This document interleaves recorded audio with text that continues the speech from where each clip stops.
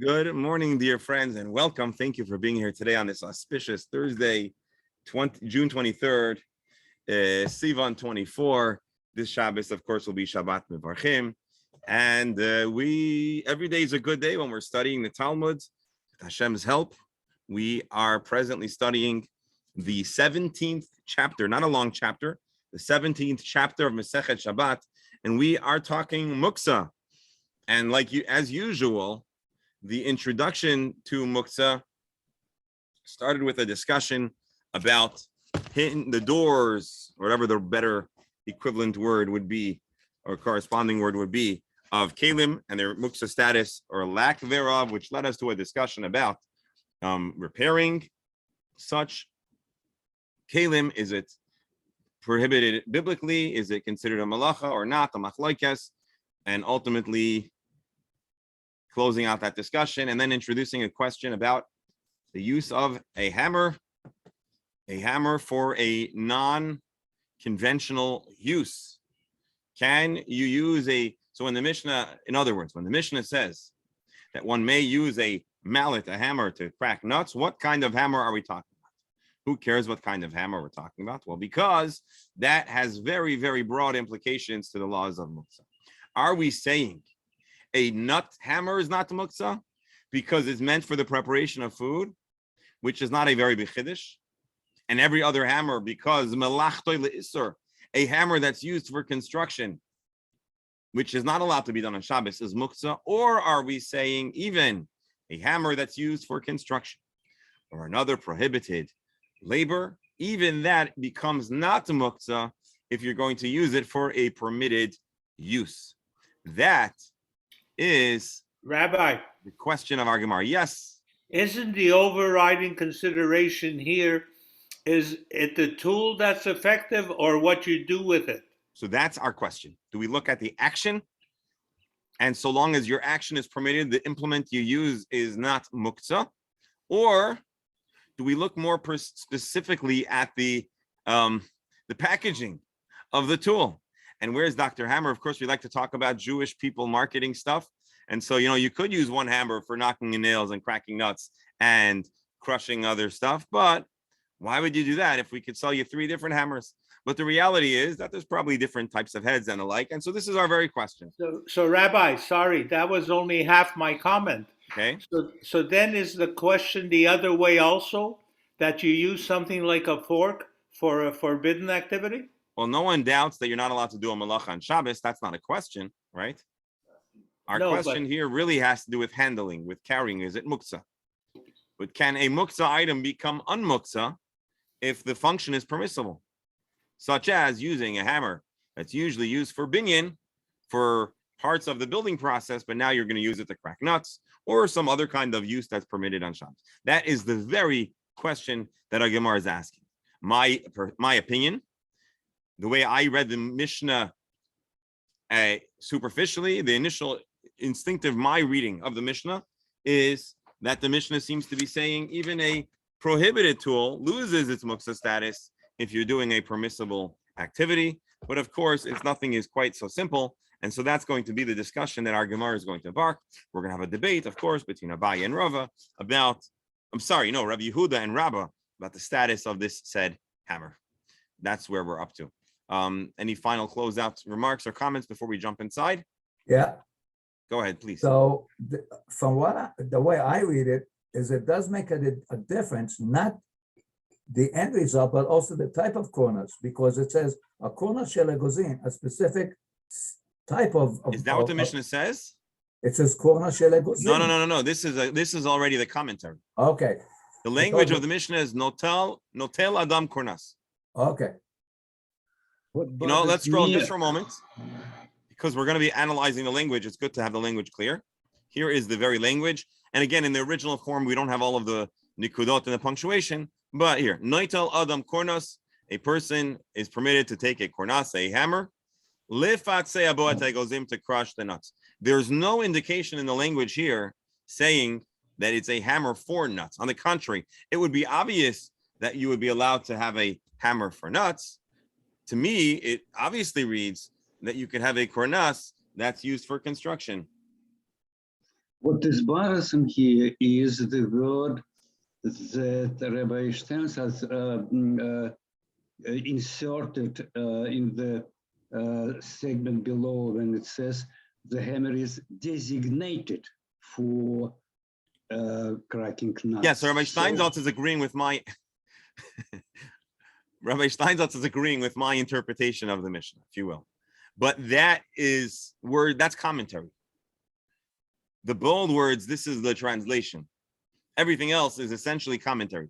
Now, it's the kind of commentary which is how you read the Gemara. The way a person reads traditionally, the way a student of the Talmud would read the Gemara is you have to already know that there's a whole lot of, words between the lines to read. There's a certain style. So Rabbi Steinsaltz is showing us what a big scholar, such as Rabbi Steinsaltz or his team, how they would read the Gemara. But this is what you infer, but it's not explicit.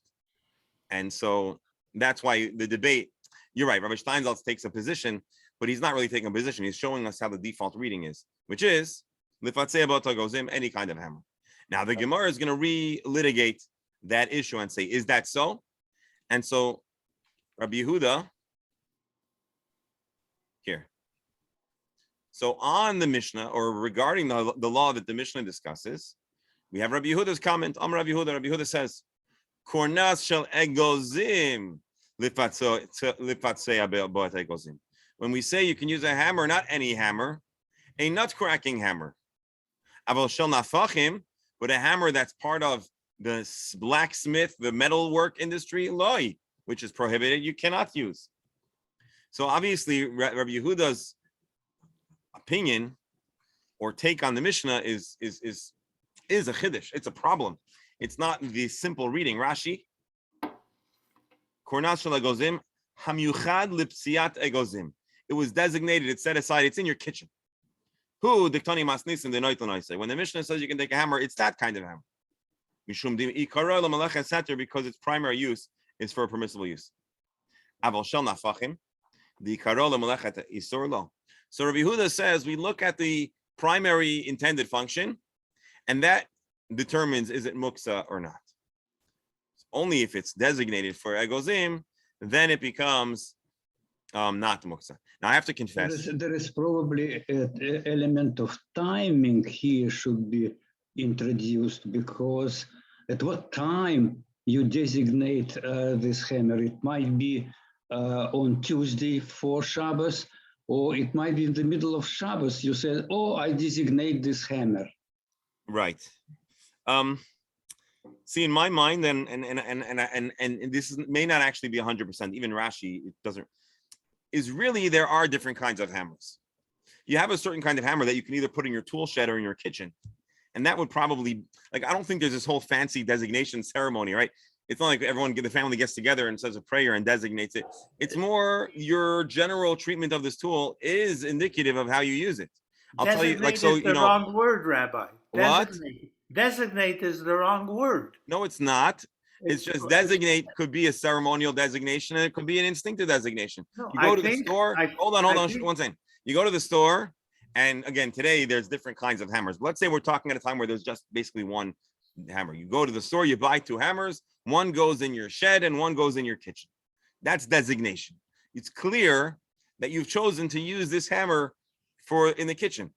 And the one that you put in the shed is clear. Now, I actually believe that there probably were differences in the design, but it was not etched in stone. That doesn't look like a problem. The problem, as I think, is that you have only one hammer which is in your shed, and then in the middle of Shabbos you want to eat nuts. So that's the question. It's in your shed. You go to the shed and you designate this working hammer for cracking nuts. Oh, very good. Thank you. So Rabbi Yehuda says the hammer is in the shed. But it's designated. If you look at Rashi, Rashi says kornas shel egozim hamiyuchad. It's a type of a kornas that is special for cracking nuts. Not a question of designation, that it's a type of a hammer that's used to. I agree. Nuts. I think, Rabbi, the Hebrew could be read that a hammer that is generally used for, rather than designated. Yeah, I'm intentionally keeping it a little vague. You're probably right. Especially that's why, by the way, Rabbi Yehuda doesn't talk about a kornas shel egozim and a kornas of nails. He talks about a blacksmith hammer, which is a whole lot larger and heavy, more heavy duty. And so it probably isn't the same kind of hammer that you use for nafachim. I was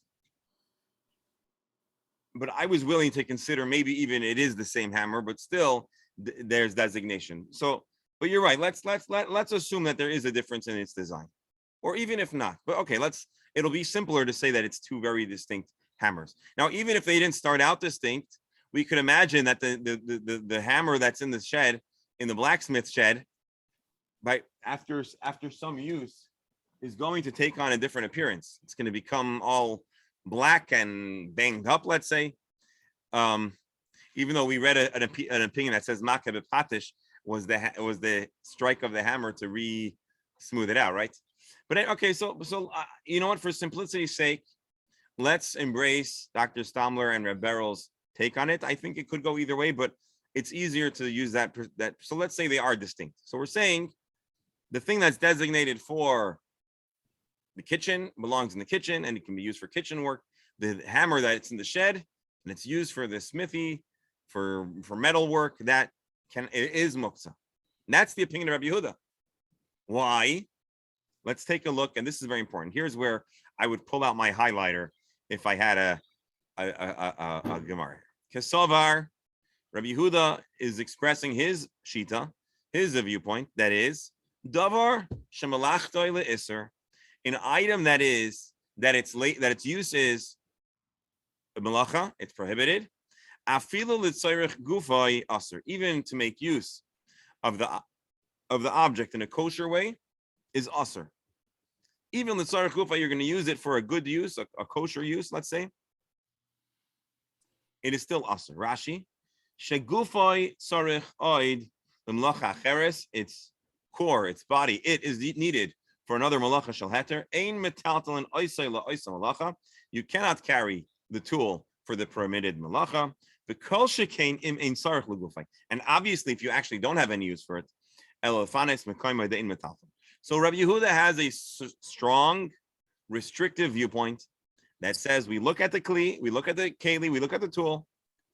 Is the tool's primary use mutter and permitted on Shabbos? It is not muksa.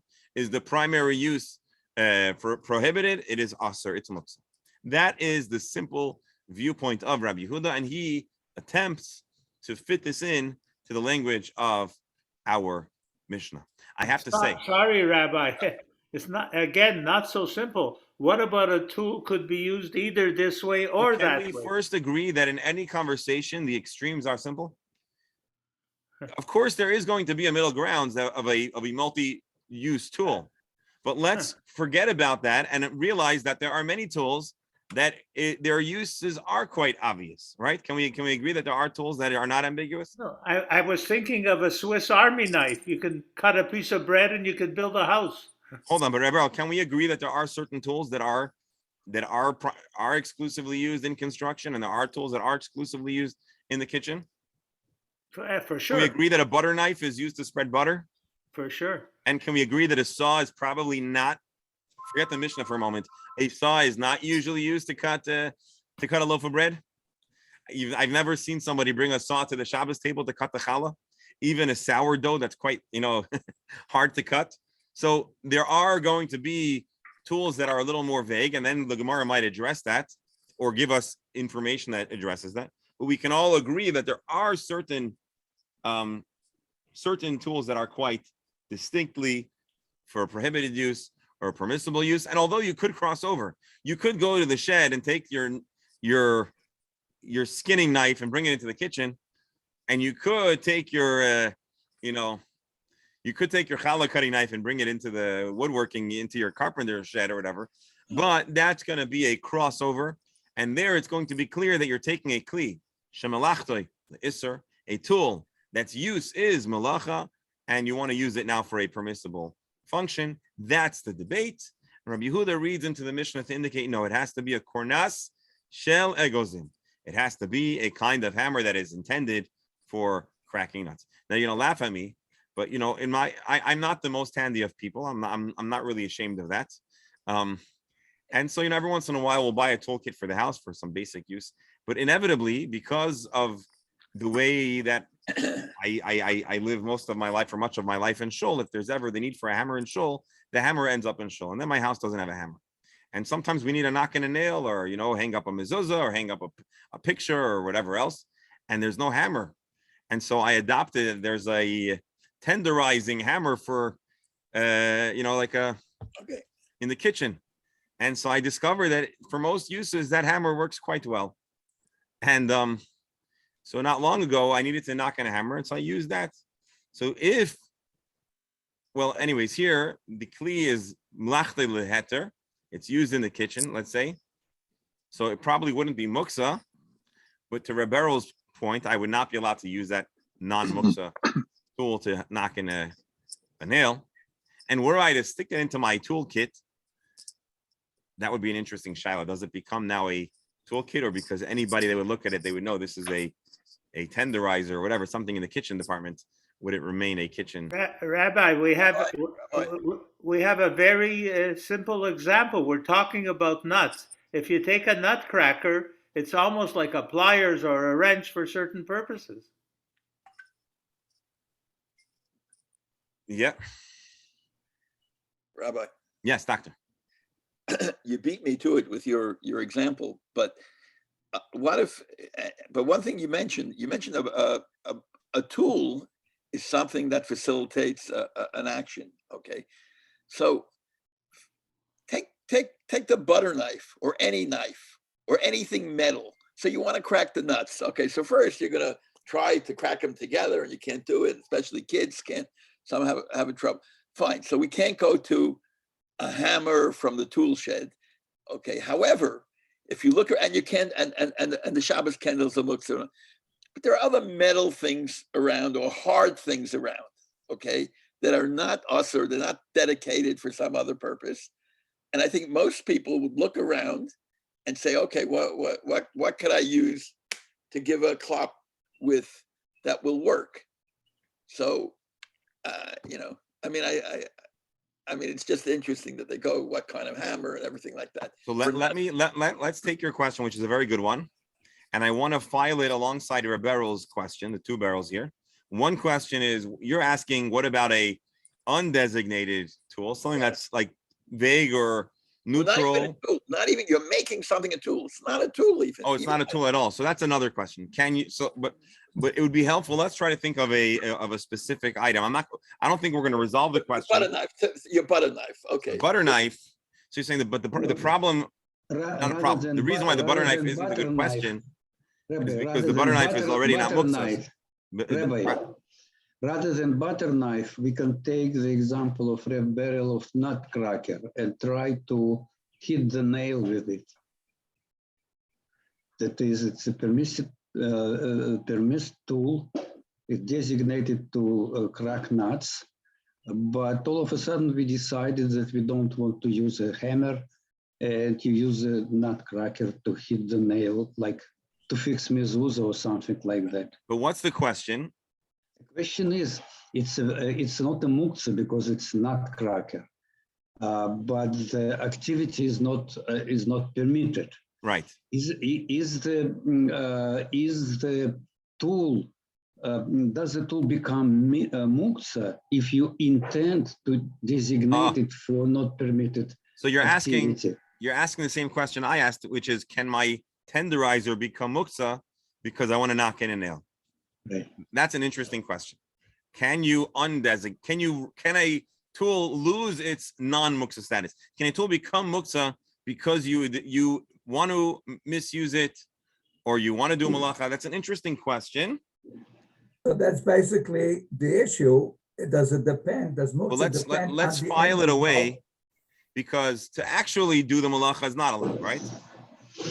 So our question, unless you're saying that you designated the nutcracker during the week to do malacha, and now it comes Shabbos, has it become So let's keep the question. It's a good question. I think we all have that question of variations. What about the gray area? Or what about when it's less clear? Either because the tool is ambiguous or because we've mixed up its use in the wrong direction. When I say wrong, I mean you took a permissible tool and you started using it as in an un-Shabbos kind of way. So let's keep that question in our But mind. why can't we say that it depends on the end result? If you're going to use a tool, any designation, original designation, if you're going to use it for something that's also on Shabbos, then within that time frame that you want to use it for that purpose, it becomes muktzah. However, if you want to use a tool that's not that usually designated for non-muktzah, for non-muktzah thing, for muktzah, for things that are not if you want to use it on Shabbos, then becomes on muktzah. So let me back up for a moment. We are still in the exploration. We're still exploring the theory of muktzah. So we're going to see now a debate between Rabbi Yehuda and Rabbah about muktzah, and let's see if that gives us enough information to revisit our questions. It might not, and then we'll have to continue reading. So basically the Gemara, although the Gemara by nature is not so systematic, that's what the Rambam tries to accomplish with his work. So we're now still wading through a conversation. We've only seen Rabbi Yehuda's opinion, which is much more restrictive, but we're now going to see a more flexible opinion of Rabbah. And so I just think it's premature for us to properly discuss all these scenarios, because really what we need to do is read Rabbi Yehuda, and now we'll be able to readdress each of these scenarios and say, would Rabbi Yehuda and Rabbah agree on this? And then we're going to see a third opinion. So we're basically going to get three different perspectives on muktzah with a tool that has a prohibited use. And then, of course, we have the question of undesignating or causing something that's not muktzah to be muktzah. And just one more thought on that. If a person is going to do a malacha on Shabbos, are they mindful about muktzah?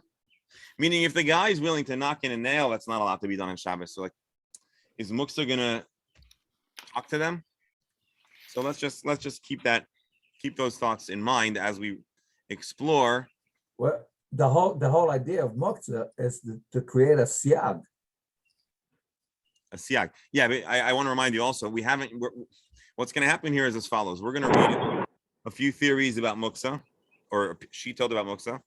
And then by today or tomorrow, we're going to get a little bit of a historic background to the development of muktzah. And when we read that, there's just some noise in the background here. Here, I just muted everyone because there's some background noise, but please, again, unmute for questions or comments. And again, as we're going to see the evolution of muktzah, and we'll see the different theories.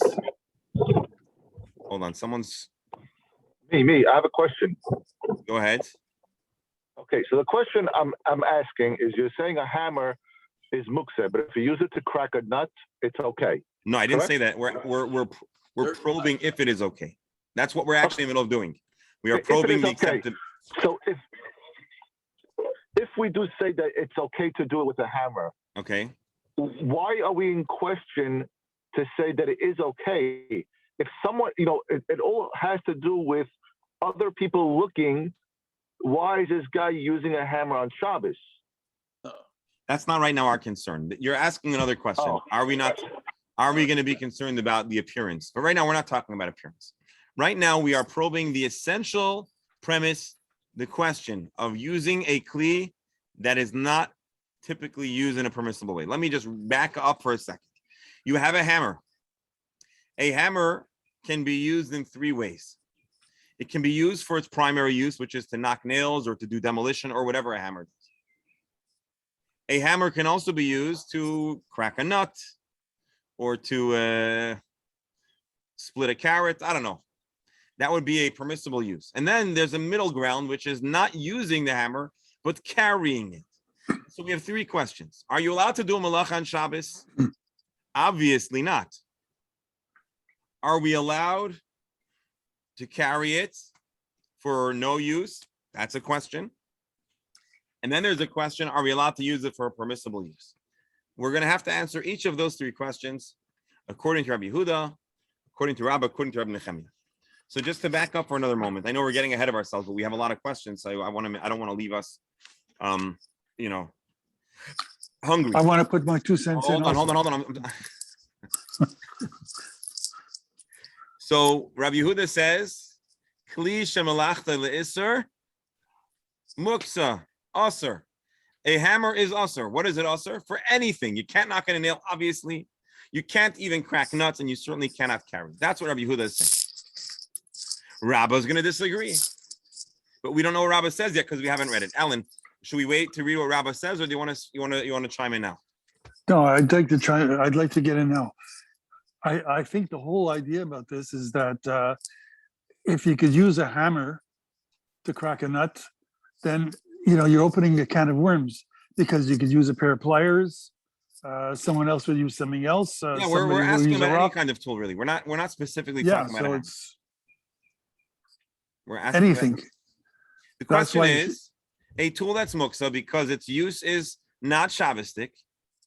It's a malacha. Can you repurpose it on Shabbos to do something mutter and handle it? That's our question.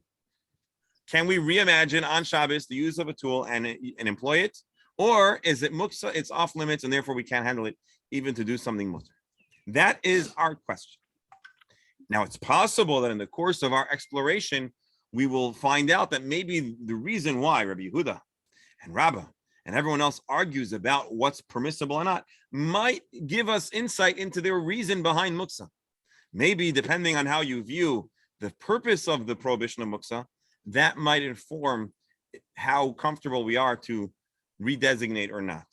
But at this point, we only have one opinion, the most strict opinion, that says if this thing is a tool, it's in your tool shed, it's in your toolbox, you do something that's not Shabbostic, don't even think about touching it.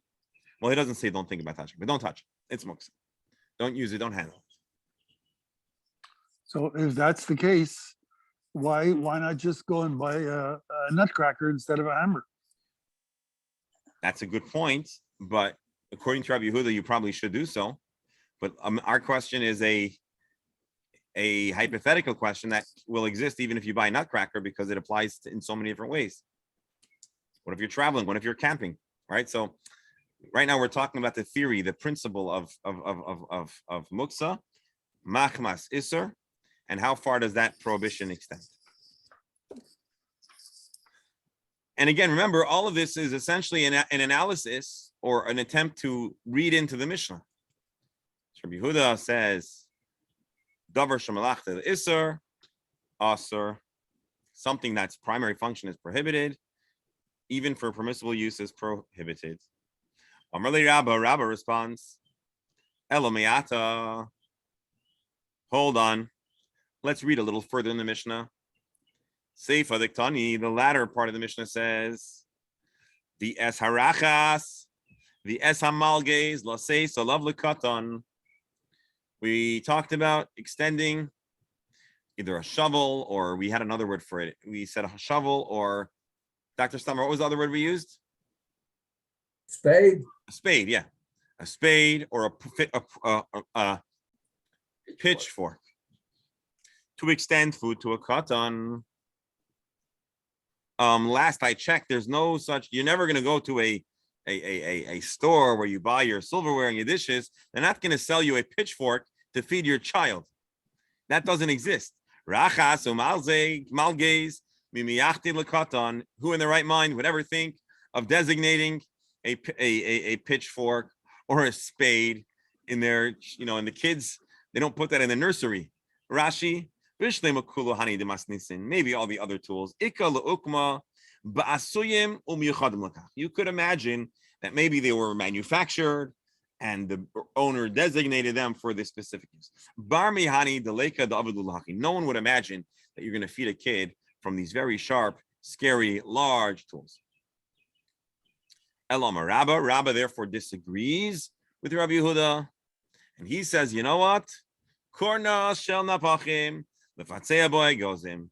Rabba disagrees and says you can use that blacksmith's hammer on Shabbos to crack nuts, to open nuts.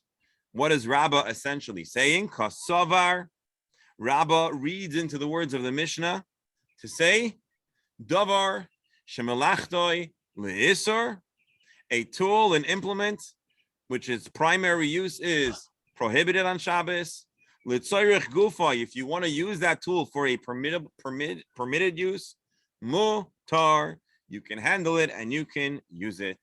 In Rashi's words, Imsarich b'Shabbos, l'gufay shemalach acheres, you need that Swiss army knife to cut the challah, or you need that hammer to crack a nut, or use the back of the hammer to break up your carrots.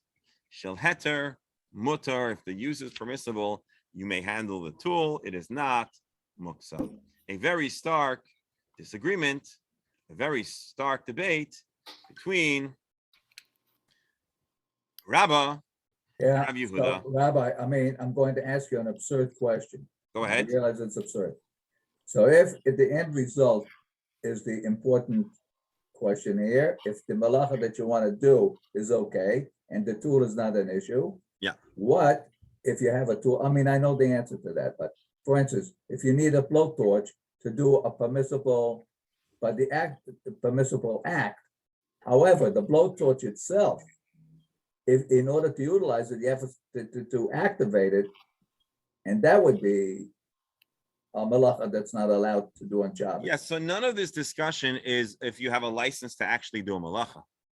This is all about using the tool that could be wielded in a malacha, but using it in a neutral and Shabbosly permissible way. And therefore, the only question on the table here is about muksa. Now, I thought where you're heading, and I think this is actually where you were going, is suppose there's a license to light a fire on Shabbos, pikuach nefesh. We talked about maybe there's a chayla sheyesh boy sakana, and the medicine needs to be warmed up, or they need to have chicken soup, or the person chas v'shalom is frostbitten, and you need to warm them up, and you need to. Well, then of course all the laws of Shabbos are waived, and you can desecrate Shabbos.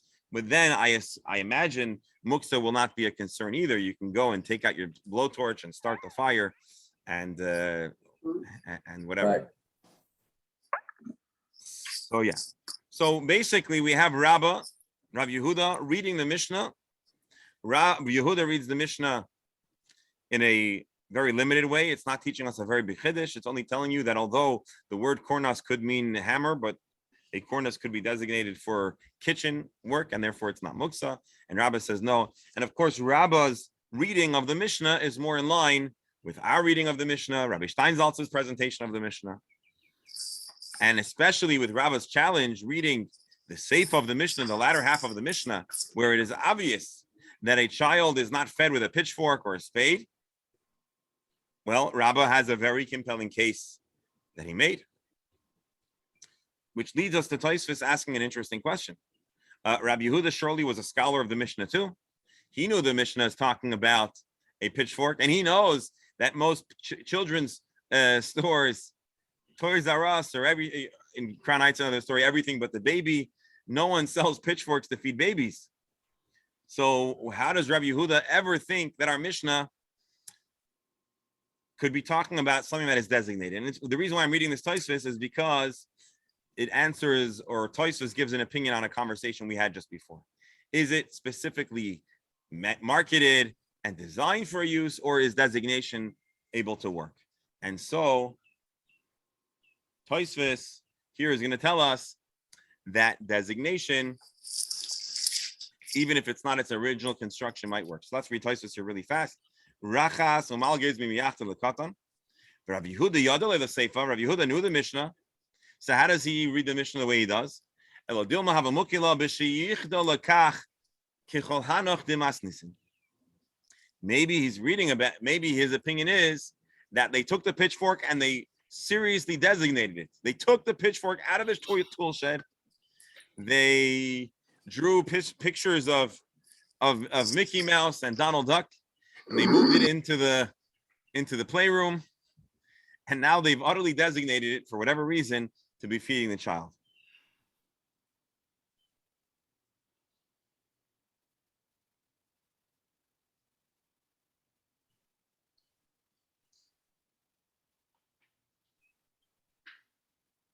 So anyways, we'll leave it at that. So the bottom line is that Tosfos here is proposing not the way our consensus was, but the way I was initially reading it, that there was an act of designation. Now we could go back and read Rashi, and we could determine that Rashi and Tosfos are disagreeing. That's a reasonable assumption, but at the very least, I want to show you Tosfos gives us the possibility that designation, even if it wasn't sold initially as such, could work. Rabbi, Hold on, that's Tosfos's defense of Rav Yehuda. Reb Beryl, go ahead.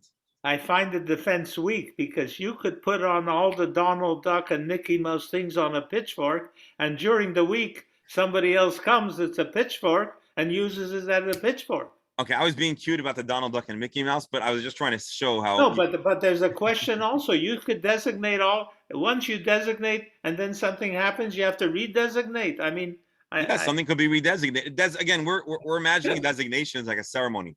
Designation just means you put it in the kid's room and you started feeding the kid with it. Again, maybe the Child Protective Services should be called. That's another question. But no, forget about the child. You have an implement. Can you use it every week for all kinds of things? Friday morning, say I'm designating it. That's another question we'll get to. That's a question I prefer to put on the side right now. Right now, we have to see the blacks and whites. There is a lot of gray in the discussion, but before we get into the gray, we need to have what's clear. And what's clear is that according to Rabbi Yehuda, you could, at least the way Tosfos presents it, you could designate a muksa item to become entirely not muksa because it's for permissible use, but it would have to be designated. The designation doesn't look like a whole ceremony, but again, I believe taking it and putting it in the playroom and putting on Mickey Mouse and Donald Duck, that's a pretty solid designation. Dr. Hammer? On the light side, I think that in Toys R Us in Amish country, they have pitchforks, very prominent, right next to hammers. So now, a more serious question: is an automobile a car muktzah? Number one, okay. I assume it's muktzah to drive a car. The question is it muktzah to touch a car? And if the answer is questionable, so the scenario of you're walking and you're very tired and you have your talis and tefillin with you, and there's nothing around for you to put it down to take a rest, could you put that on the car for a few minutes, take a deep breather, and then continue? So we're asking two questions. I'm not going to give you the absolute answer, but there's two. I just want to explain your question. The question is not, is a car muksa? The question is a car a kli? Right. Or would it be muksa for another reason? And if we'll say that a car is muksa, does the laws of muksa preclude touching or putting something on it? Or is it more moving it? And that's a question that I want to leave open, but it's a very good question. Now that we're defining what is muksa, what exactly are the restrictions of muksa? And I'll just give you a clue. Thus far, all of our conversation about muksa has been with the words metaltalin, to move it. And so with a simple reading, and again, this is not a final answer, but the simple reading would indicate that maybe to just touch it or to place something on it or to lean against it might not be a muksa problem. To move it around, to carry it, to transport it, that might be the problem. So again, this wasn't a final answer. This is just a proposed derech and where we need to explore. So now we have a debate between between Rabbah and Rav Yehuda in the reading of our Mishnah. Is the Mishnah saying a tool that's allowed to be used on Shabbos is not muksa? Or is it saying even a muksa tool can become not muksa for a permissible use? Rav Yehuda says no. Rabbah says yes. Now we're going to see a challenge to the viewpoint of Rabbah. Eisvei Abaye l'Rabbah. Abaye challenges Rabbah. How so? Midocha im yesh bashum. We're talking about a mortar, one of those things that you crush up. Im yesh bashum. If there is crushed garlic in it, well, I just assume there's crushed. If there's garlic in it, metaltal and oisa, you can carry it. Vimlav a metaltal and oisa. You're not allowed to use a mortar on Shabbos. You're not allowed to crush things on Shabbos. Okay, so I have a question. Hold on.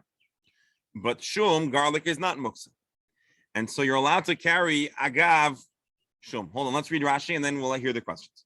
Midocha shedoichem bashum. It's a pestle or a mortar that you use to crush up garlic. Today you can get a garlic press. In those days, they had more basic tools. Im yesh bashum metalton oisa agav hashum.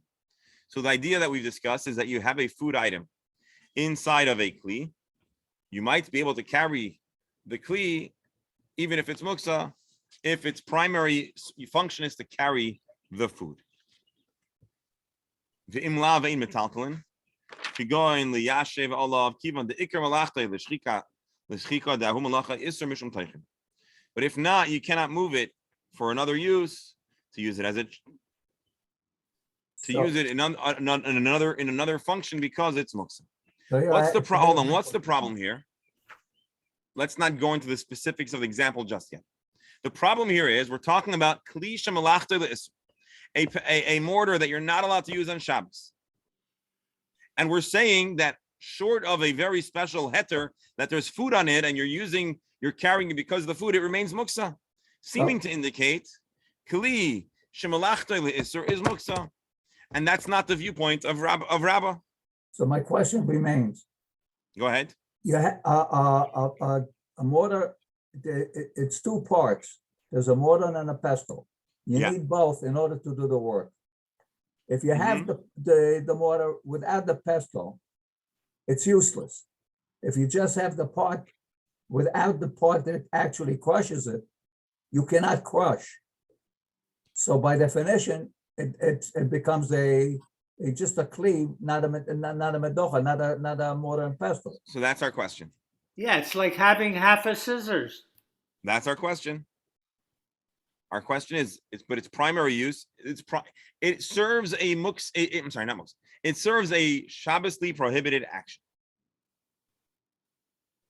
It does not. If it's a medocha alone without the pestle, if it's just the hold on, medocha is the thing that you actually smash, right?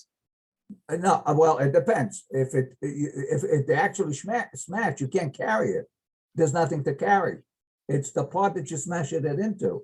It's usually a mortar and pestle. There's a container and there's a pestle. You put the garlic. So isn't the pestle the kli and the mortar is the heavy thing that you smash into it? No, I think the pestle is the. If I'm wrong, somebody correct me. I'll Google it because I'm not. The pestle is like a stick. Here, the M is the bowl. P, that's the pestle. Right. And the dish is the mortar. Right. So medocha here we're saying is the kli into which one crushes. Exactly. So, but it is designated specifically. But that alone is useless. Yeah, it's just like a bowl. Correct.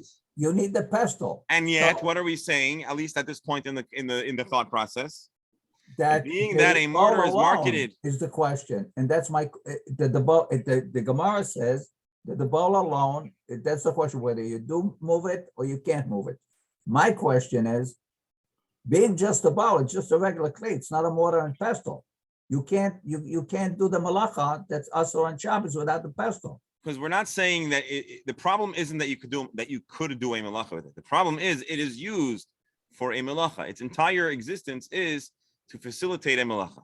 But it's nothing without the pestle. First of all, who said there's no pestle? You could always use a hammer. You could always use the hammer. Well, because the specific it said, it says medocha. What? I guess the Gemara knows what it's talking about. I'll be quiet. No. Let's think it through, but we have to be nominally open-minded just to hear what the Gemara is saying. Look at Rashi. Medocha shedochin bashun. Right. So it's the keli. So it's the bowl. It's the bowl. But it's not. But it's not a bowl. It's a bowl. It's a specific bowl. The bowl. It's not a bowl. It's the bowl that's part of the crushing process. Yes, but you don't buy a medocha to serve hummus. You buy a medocha to be able to crush garlic. So its entire existence is to facilitate malacha. That's the fact of this medocha. If it was not, it wouldn't be called a medocha. It would be called a kara. Shedochim boshum. But so that's exactly when I say a mortar, it's called a mortar, not a bowl. Right? And when you say a mortar, there's another part to it that's Correct. a pestle. And without the pestle, the mortar becomes just a bowl. Nachon? So here, my question is, the medocha, you can't do anything with it that is prohibited on Shabbos. You cannot, without the pestle. So I don't know, maybe they meant the medocha is a two-part thing, the pestle No. and the bowl. I don't know. A medocha, even without the pestle, is a medocha. You can't use it, but it is a medocha. That's what it is. But if you can't use it for something that you can't, if you can't use it for something that's prohibited on the Shabbos, it doesn't make any difference. It still isn't from. Anyways, the brisa, and we're not even done. We're in the middle of at this point. What we're understanding is that a medocha, which is exclusively used in the crushing process, does not lose its designation, even when it's not being used. Rabbi, If that's any kli that's not being used. Rabbi, Yes? can't we simply look at this as half of a scissors? Are we worried that half a scissors is used to That's cut? funny, Rebel. I don't know if you recall, but we actually did discuss half a scissors at some point. But no, it is a kli. To me, this is similar. It is 50% of the crushing process. Melachte the isser, it is muksa. It is muksa. Except for when, again, this is the brisa, or the tosefta, except for when there's food in it, and then it becomes tafel to the food that's within it. What is the question? Here, we would imagine that if you're going to use the bowl, if the bowl is not with a pestle, you could use it for something else. So we have a klisha melachte le'isser. It has a primary use is prohibited, but we should be able to repurpose it. And this is a challenge to Rabbah. And Rabbah is going to answer. Amalei Rabbah, Amalei, Hamani, this brisa reflects a different opinion than the Mishnah and a different opinion than mine. Hamani Reb Nechemya. This is the viewpoint of Reb Nechemya. The Omar, Ein kli nitol el letzorech tash mishai. A keli is muksa unless you're actively going to be using it for its designated use. Not only is he saying that you can't use a klisha malachte le'isser, but you cannot use it unless you're using it for permissible use. And so therefore this thing is shut down. But it's not a contradiction to Rabbah. It's a different opinion. It's the opinion of Reb Nechemya. We're going to elaborate for later on in the Gemara more specifically. He basically even restricts a klisha malachte leheter, even a keli that has a permissible use. Even that cannot be carried unless you're going to actually be putting it to use. So Rabbah says, you can't challenge me from the Tosefta that quotes the specific viewpoint of Reb Nechemya, which is more extreme and not the standard of viewpoint that our Mishnah here is conveying. Eisvei, another challenge to Abaye, to Rabbah. Shammai says you can't take a pestle that's so large that you could use it as a cutting board. Beisila says you can. Taking a klisha malachte l'isser and using it for a permissible use. Everyone agrees that if you chopped meat on it, it is usher to be carried. Why? Let's see. You know what? Actually, I think we're going to file this way for tomorrow because there's too many things we need to discuss, possibly touching on Dr. Hammer's question, possibly other, and we're already at 11 o'clock. So let's put our bookmark here, Esvei, another challenge, which is going to allow us to further explore our question of muksa and when a kli can be used and how a kli might be able to be used. And so let's just give a fast recap with the 30 seconds that remain. Today's Gemara, in a nutshell, really introduced us a simple machlokes. Our Mishnah talks about using a hammer for a permitted use. Two ways to read the Mishnah. Either the Mishnah is saying you can use a standard hammer that's in your shed to prep food, which would mean even a tool that's usually does melacha can be handled for permitted use. That's the opinion of Rabbah. We have the surprising opinion of Yehuda, who says no.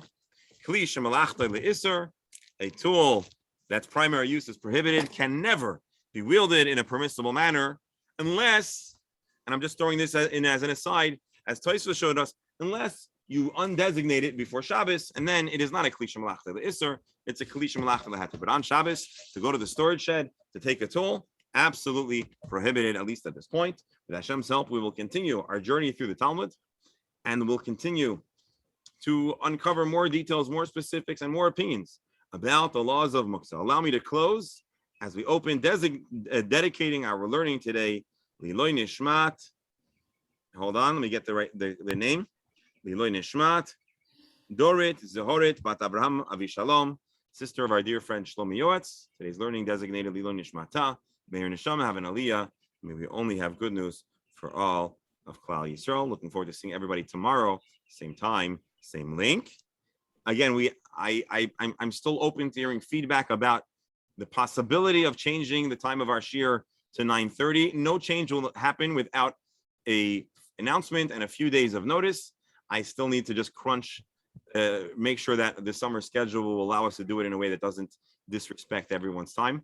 I'm leaning towards it, but nothing has been changed. And again, we'll give ample notice. If anybody has any feedback or concerns about the possibility, unconfirmed possibility of moving the shiur to 9:30, please let me know in a message so we can consider, because I value everyone's participation over here. Thus far, I've only received positive feedback about that idea.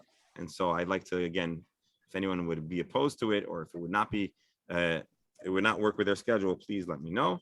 I'm thinking about it. I'm leaning towards it, but we won't make any changes without ample notice and a final discussion. So thank you all. Have a wonderful day. Ashakayach. Stand by. Shalom, are you here? Stand by for some chumash on the link in a moment.